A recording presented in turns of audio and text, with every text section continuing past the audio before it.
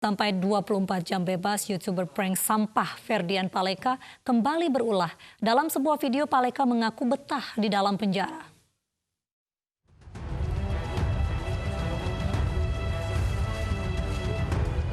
Ferdian Paleka, YouTuber yang ditahan karena kasus prank sembako sampah, dibebaskan polisi kemarin. Namun baru bebas belum 24 jam, Ferdian kembali berulah dengan mengaku dirinya betah di dalam penjara. Di dalam saya sangat betah, lebih betah di dalam. Video pengakuan Ferdian kembali viral dan mendapat ragam respon dari warganet.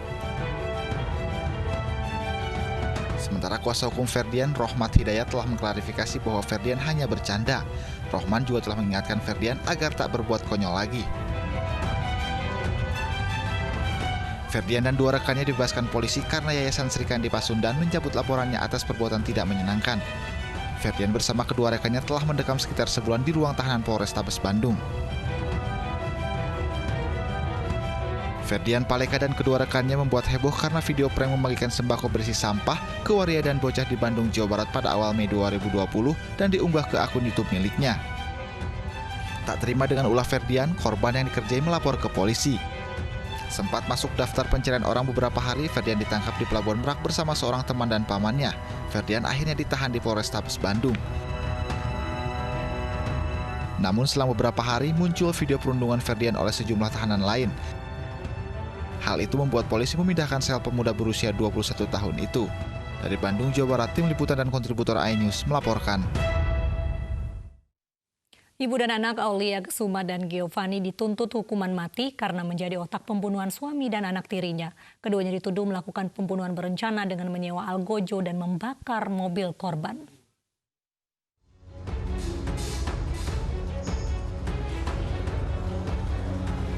Sidang tuntutan terdakwa pembunuhan berencana Aulia Kesuma dan anaknya Giovanni Kelvin dilangsungkan di Pengadilan Negeri Jakarta Pusat.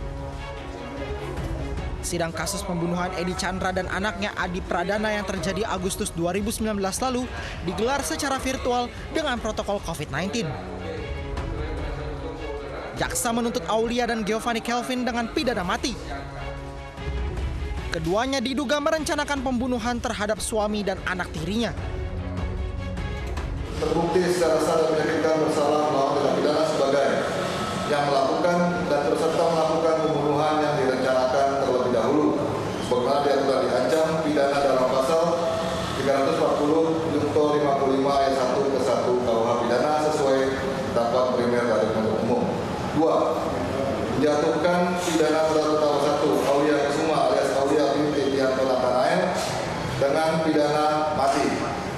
3. Menjatuhkan pidana terdakwa 2 Giovanni Kelvin Octavianus Robert dengan pidana mati. Kuasa hukum kedua terdakwa mengajukan keberatan atas keputusan jaksa penuntut umum. Kami dari kuasa hukum Aulia dan Kevin Giovanni melihat tuntutannya terlalu sadis juga. Padahal jelas semua ide-ide dasar pembunuhan berencana ini dimulai dari Rodi. Jaksa penuntut umum juga menjatuhkan hukuman mati terhadap dua eksekutor yang disewa oleh Aulia, Kusmawanto alias Agus, dan Muhammad Nur Said alias Sugeng.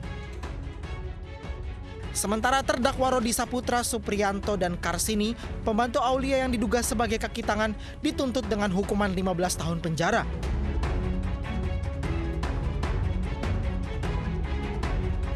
Agustus 2019 lalu, Aulia Kesuma merencanakan pembunuhan suami serta anak tirinya. Pembunuhan dilatar belakangi pelaku yang terdesak utang hingga 10 miliar rupiah. Dari Jakarta, Helmi Sajangbati, iNews melaporkan.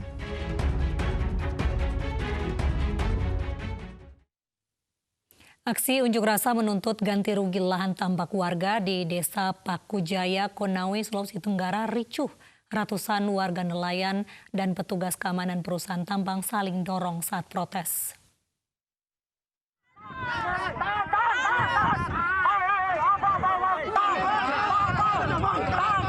Nelayan tambak Desa Pakujaya, Konawe, Sulawesi Tenggara dihalau petugas keamanan perusahaan tambang saat berunjuk rasa di jalur angkut tambang.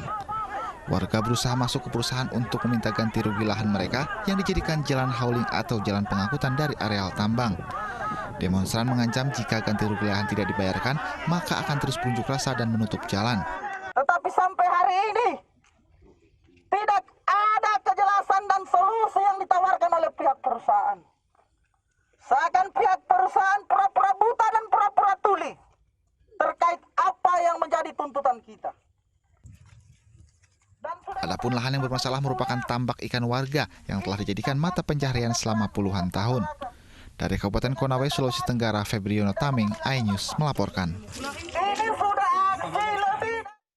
Sejumlah rumah dan tempat ibadah rusak akibat gempa bermagnitudo 7,1 yang mengguncang Kabupaten Pulau Morotai, Maluku Utara. Rumah rusak tersebar di 6 kecamatan. Gempa bermagnitudo 7,1 ini merobohkan dinding bangunan rumah yang sedang dibangun. Badan Penanggulangan Bencana Daerah Provinsi Maluku Utara hingga kini mendata 143 bangunan rusak akibat gempa. Dari 6 kecamatan, 2 kecamatan paling terdampak gempa yakni Kecamatan Morotai Utara dan Kecamatan Morotai Jaya. BPBD Provinsi mengatakan telah menerjunkan tim reaksi cepat ke Kabupaten Pulau Morotai dalam penanganan bencana ini. Untuk kita bertindak cepat. Oleh karena itu tadi saya sudah bentuk tim reaksi cepat untuk turun langsung ke lokasi TKP untuk melakukan pendataan. Pendataan dalam hal ini terkait dengan tingkat kerusakan infrastruktur itu sendiri, terus juga melihat tingkat kerugian dari segi material maupun non-material. 3 penambang emas ilegal di Jambi tewas tertimbun longsor. Mereka tertimbun saat menambang di lubang penggalian emas peninggalan Belanda.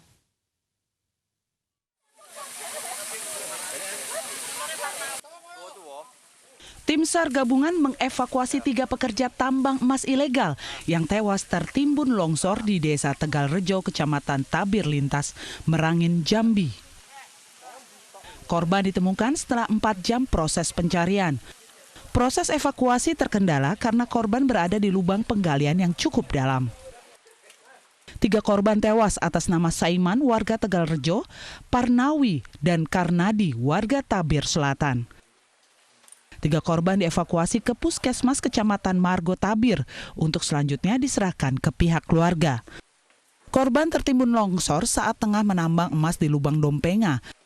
Penambangan emas ilegal di wilayah itu sudah berlangsung lama.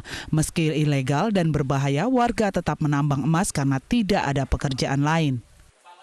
Dari Jambi, Merangin, Nanang Fahruzi, iNews.